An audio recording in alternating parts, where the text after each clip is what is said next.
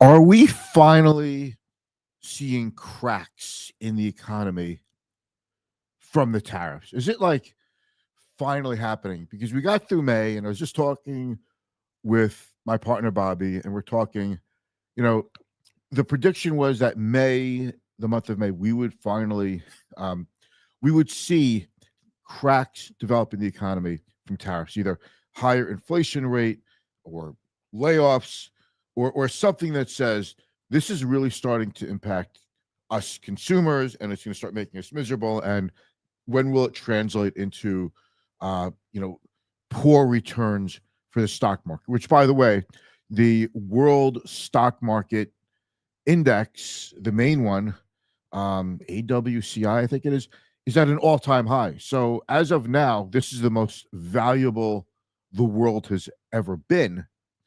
But we are maybe seeing a couple of cracks.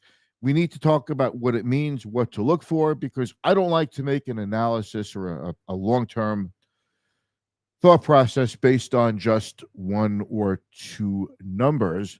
But the numbers are pretty significant that have been coming out lately, um, that are showing us possibly some cracks in the economy. And these aren't just like the soft numbers like consumer surveys of consumer confidence. These are hard and fast numbers. So we're going to talk about that. Please stick around. I'm just going to roll this quick 15-second, 20-second introduction with my quick disclaimer. We're going to make a quick show here because I have to be somewhere in a little while, but I did not want to take off without giving you some knowledge. Please tune in. Please give me a thumbs up while you watch this.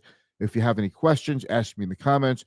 If you're watching on YouTube, you're best off reaching out to me through social media, through LinkedIn or Facebook, or just send me an email. Okay, so here's the intro.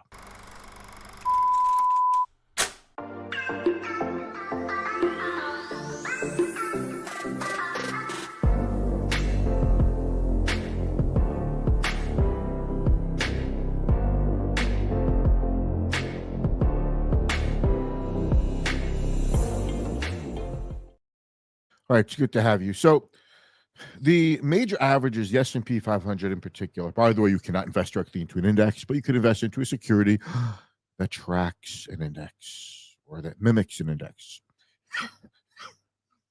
I have to say that whenever I say the S&P 500 or Dow Jones or NASDAQ, whatever else index. So what am I talking about here?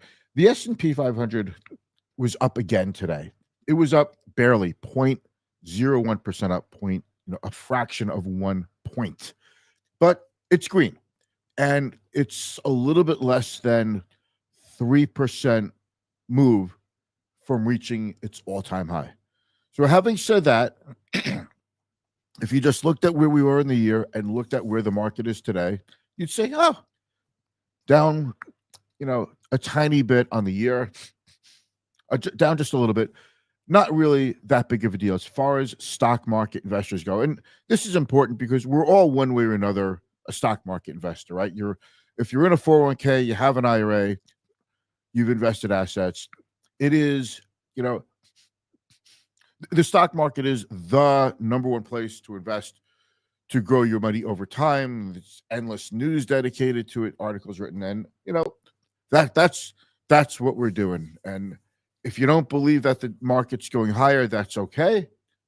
Maybe you'll be right. Maybe it's all downhill from here. Really, my ability to predict the future is as good as yours, which is as good as the next person's, and ultimately, strong returns for any investor, stock market, real estate, whatever, have always gone to those who just have faith. Yeah, a leap of faith is what it takes to be an investor. So having said that, the Dow is down a little bit for the year. I don't even know if it is down, actually. I could tell you if you're willing to. The S&P is up a drop for the year, but I could tell you more or less if the Dow is up on the year. The Dow is up. Sorry to turn my head from you. Okay, I don't mean to be rude. Okay, it's not. Oh, you know why? Because I'm not on the full quote detail. But while I have you here, let's take a look at what the Dow is doing. It's not that meaningful to me what the Dow does, but year to date, it's down 0.25%, and that's not really something that we have to be overly concerned with. And the S&P, after everything that's said, I believe it is up on the year. I don't think it's the most relevant thing to see how it is on a day-to-day basis, but it's up 1.5% year to date. Okay, so now we know that, and we can see that for sure. Over here, you see that it's 1.52%. I just highlighted it. Okay, so it's been a pretty quiet year if you just look from point A, December 31st of 2024 to now. You wouldn't know about the Doge, the Department of Government Efficiency, all the politicking, continued war in Europe, in the Middle East, saber rattling now with China, with our defense secretary saying, bringing up unequivocally, really, I think this is the first time I've ever really heard uh, a defense department head say that we actually, in fact, will guarantee defend Taiwan. It's always been like an unspoken assumption that we would probably defend Taiwan if it was invaded by China, but now we are saying we will. So it's going to be really hard to see. It's going to be really hard, in my opinion, to see a trade deal. That's the word, a deal with China. And then you have the whole tariff thing. But in between now and the beginning of the year, we had a bear market. We had a rapid bear market, and we came out of it literally quicker than we went into it. So a lot of volatility. And you add it all up, what does it really mean? It doesn't mean a whole hell of a lot. We always say on the show and with our clients that we always say, don't base your investment decisions, your long-term spending plans. Don't base this stuff on geopolitics. Don't be buying and selling and changing your own personal assumptions and your own investment decisions based on anything to do with politics, geopolitics. You know what I mean? There's war, there's politics, there's budget battles, there's all kinds of things, there's elections. Ultimately, the market will find its footing. Corporate managements will figure out how to navigate through difficult times. It could create new winners and losers. It's really hard to know that in advance. But, the market has a way of finding its footing and finding its way back up. And typically speaking, after a bear market, markets have always recovered. And then they've gone on to make new highs that were well above their previous bull market high.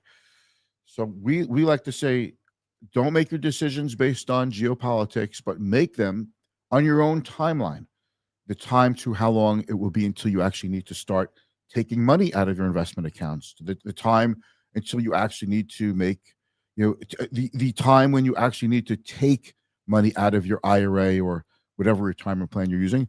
Not before, after. You have to do this in advance, and that's a much better way to make investing decisions.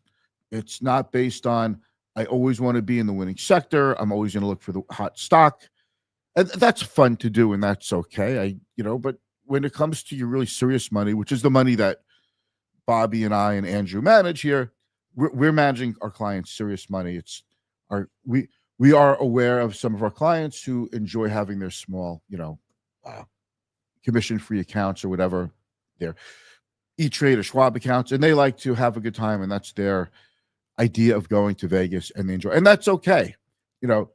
We handle the serious money, and we believe there is a very, very high wall and thick wall between your gambling money, if that's what you're into, your speculative money, and your serious money. It's just something that we don't mix the two, because if the gambling money or the funny money doesn't work out, it takes away from the serious money, and if that happens, then you always wind up having to replenish your funny money account, and that's the problem when people lose money with investing in speculation is they lose, but they want to try it again and they want to try it again. And they think they have it all figured out because of all the lessons they've learned and all the books they've read and all the videos they've watched and all the articles they've read, and only to find that there's something new that no one could have predicted or thought about, or they just didn't have a real insight into what they were buying.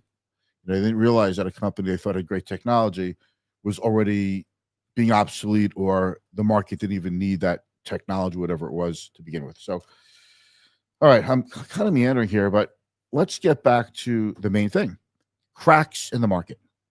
Yesterday, the OECD, Organization of Economically Developed Countries, it's like 36 developed countries. It's an organization that takes all kinds of data and makes forecasts of the global economy and the economy of each nation. And they said that the U.S. economy is going to grow slower because of inflation, scarcity, but basically they're blaming on the tariffs. It makes sense. I don't think that's a surprise to anybody. Now, the OECD could be wrong. It could be very wrong. Now, I actually looked at the data and I Googled it, the accuracy of their data. And they're actually pretty accurate. They are actually fairly accurate in predicting over the near term economic performance. But what they don't tell you is that, okay, the recession is already over.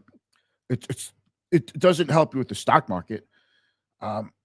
It doesn't really. I just don't find it to be that useful as a long-term investor. And I don't think anyone, regardless of different administrations of the past, I don't think anybody is basing their policies based on that organization. It's just, but it made the news yesterday that they downgraded the growth of the United States. But today we actually had some hard data, and again, one data point does not make a trend. But the ADP figures, private payroll figures that came out today, were a lot lower than expected. Private sector employment was way lower than expected. It was positive, it was about 30,000, but it's a fraction of what it's been the last couple of years on a monthly basis. Also, last month was downgraded to a lower number. So it's a little chink in the armor of those who say the economy is going to be okay. It's hard to have it both ways. The economy is really good now and everything's great, but the economy sucked 3 months ago, 4 months ago, when it was the other guy who was in the White House. Economies don't change regardless of the politicians who state things. Economies are like, giant oil tankers. They have to make their turns and their slowdowns, hundreds of miles in advance because they're so big and heavy. And that's my analogy with the economy. Everybody blames the last guy. Everybody says everything is good because of me. Everyone says what they inherited was in bad condition, so you have to give me some slack. And I do believe that, by the way. New president, you've got to give the president some slack. President Trump has been there in the White House for a very short amount of time to really judge economic performance. You might not like his policies. Truthfully, I think if you watch my live stream, I don't agree with the gigantic tariffs. Now, I know, is it really something that sticks, or is it just a negotiating ploy to get other countries to the negotiating table? That's what it seems to be. So Trump is trying to carry a big stick, use a big stick, but I'm reasonably confident in telling you that I don't think the man wants to wreck our economy. I think he legit is trying to make the economy better. He wants his legacy to be a really good guy, good president for the economy. So I don't think he's deliberately trying to mess up the economy. But nonetheless, they say the road to hell is paved with good intentions. I don't think it's the mix. I'm not, by the way, some anti-tariff lunatic. I'm just saying, the tariffs should be raised little by little. to get to where you want. It's hard to make rapid change in an economy that is dependent on globalization for the last 75 years, since 1950. And it's really hard to uh, re- replace manufacturing of cheap goods from China and bring it here domestically. We try to do that by creating trade pacts with Mexico, and we're lucky to have Mexico as our neighbor, as a manufacturing hub. But now the thought is, why even use Mexico? We could do it all here. So, look, I understand the need to make things here. Like if we get into a war, we might not have the things that we need to actually fight a war. Like, this is serious. It's not just a matter of the economy. Producing things domestically is also a matter of security, but you have to balance them out. I don't know what the right number is, and that's for endless debate. And one day we will land on the right balance. Some people are not going to like it. Some people will. That's debate, and that's just the way things settle. And then they're, tame, or what's the word I'm looking for? Normal for a little while, and predictable, and then they become unpredictable. So the dollar. Let's talk about the dollar real quick. The dollar has been getting weak, and other countries want to move away from the dollar. The dollar now is a tool that we could use to hurt other countries. It's we're willing to use the dollar, our reserve currency, to get what we want by causing damage to other countries. So that is one reason why other countries want to leave dollar assets and use other currencies and other reserve currencies. It's very difficult to do because there's nothing that's taken the place of the dollar. The euro isn't really where it's at. Crypto is not where it's at. But I think gold is not where it's at. But what investors are doing is they're trying to just diversify a little bit into those other areas, just to at least move some money out of just relying on the dollar. But the real knock against the dollar today, in my opinion, is a lack of stability. Remember, the U.S. is the country that created economies of scale. Ford Motor created the assembly line. Like we did amazing things with our economy, and after World War II, we had the only economy that was functioning. The United States wasn't the global powerhouse that, as we know it today, back in 1950. We were a survivor, and we were on our way to becoming the global powerhouse.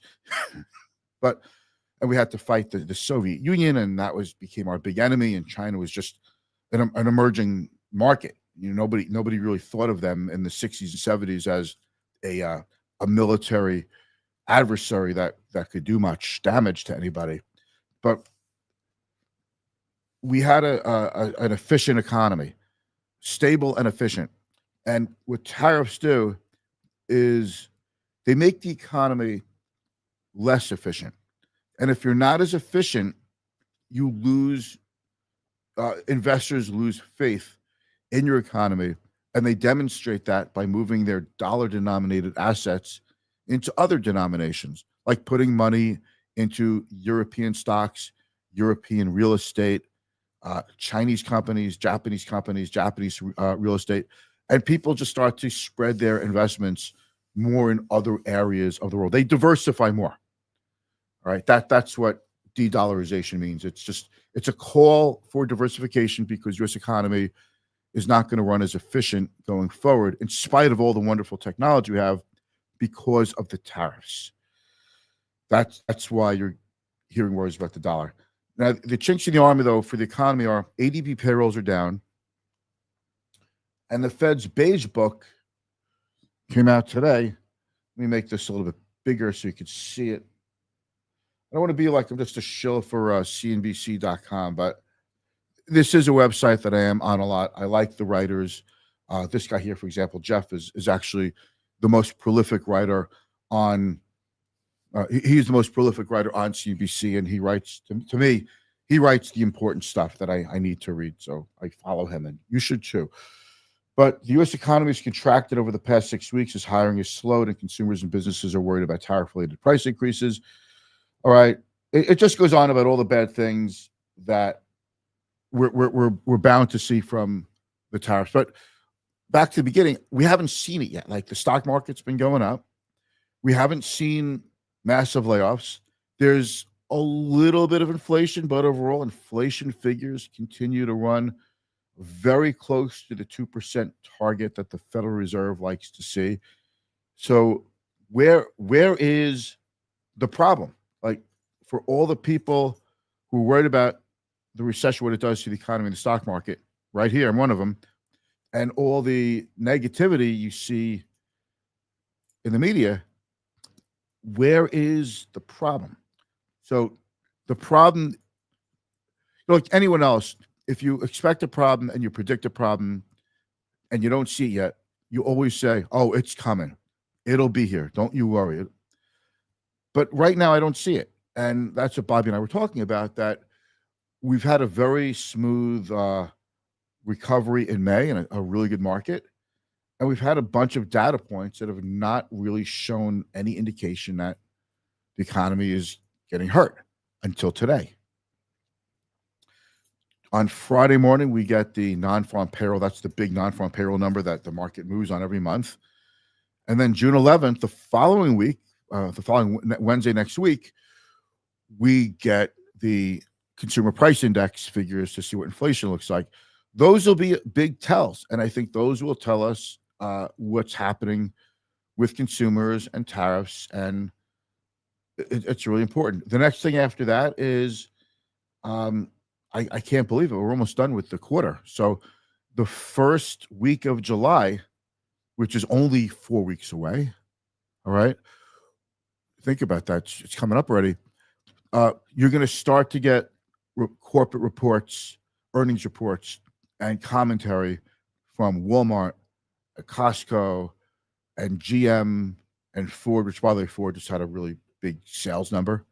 It wasn't a hugely profitable number because they're had a big friends and family pricing promotion. But nonetheless, you're going to start to see in 4 weeks what companies have to say about guidance and if they're raising prices and all of the things that they see.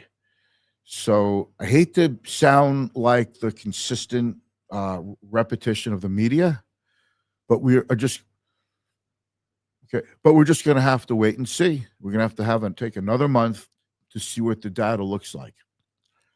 Short-term thinking, I know. 10 years from now, I'm not going to be worried about what we talked about today. Because 10 years from now, we're going to go through so many new problems that we've never even thought about before. And each one of them is going to successively become the biggest, worst problem we've ever had until we get to the next one. And it's always been like that. That's why I hate the expression, but we're not out of the woods yet, because we really are never out of the woods. There's always something to worry about. There's always a lingering problem with the stock market or the economy. And there's always a problem that people expect to come out. Sometimes they do, sometimes they don't. But what I'm really focused on is long-term investing. And I think the main reason why I personally like to stay so educated and up to date in financial news and corporate news, all to help me reconvince myself, resell myself on the idea to leave things alone, be patient, and think long term. Okay. And that's really what I want to do with you. I want to take that kind of patience and bring it to you. If I could do that, then I am very happy. I've done a really good service. All right, that's it for today. Have a great day, and thanks for watching.